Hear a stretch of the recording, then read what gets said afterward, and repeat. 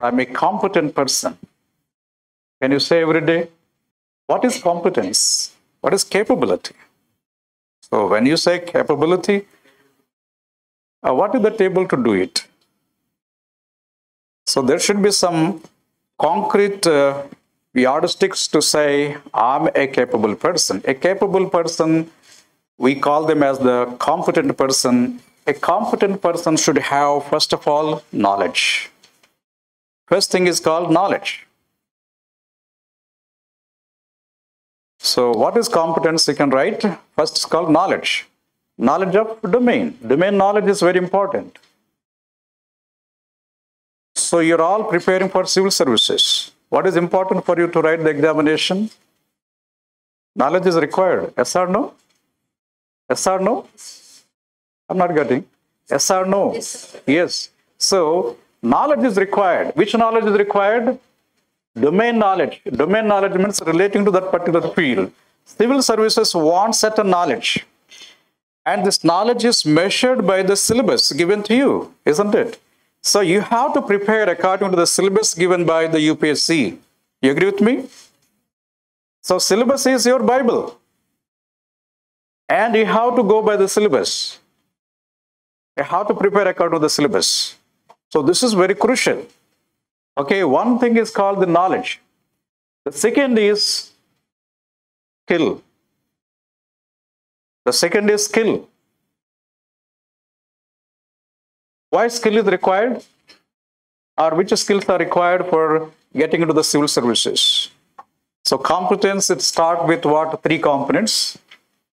One is called knowledge.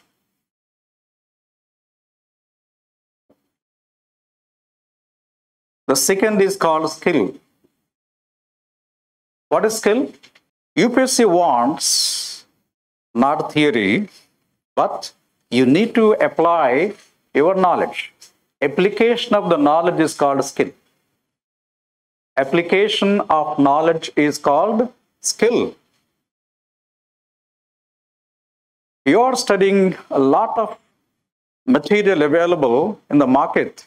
So today, there is no dearth of information available in the market. Huge or lot of information is available there. But all information is not required. And you need to have the skill to present it. Earlier, reading, and acquisition of knowledge is the hallmark of what we can call competency. But today, when we were preparing, the questions were almost bigger questions, asking to write around 500 to 600 words. But today, they are now asking to write below 150 words, not more than 150 words. For example, if we take ethics paper, 13 questions are given, and you have to write only 150 words, not more than that. And case studies, 250 words, not more than that. So total 3,450 words. That is the scope. You can write the answers, not more than that. Even if you write more, 1 word more, you will be given negative marks. So UPS is giving a scope for you to write 3,450 words only. Got it? But within this, you cannot write 3,450 words. I guarantee nobody can write it. So you may write at the most around 3,000 words. With 3,000 words, you have to score 250 marks. So that is the scope. But how can you do that?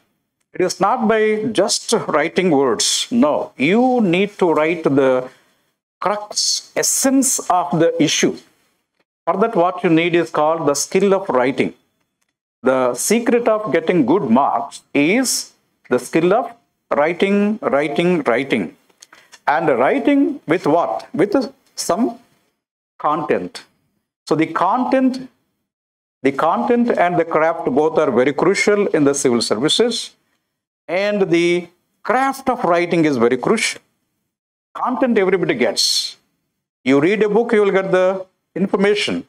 But how we are going to present in a few words, that is more important. Got it? So hence, the skill of writing, skill of absorbing ideas, gathering information, there are many, many skills are required. Hope that you might have told which skills are required for getting into the civil services. Okay, skill is very, very crucial to become a very competent person.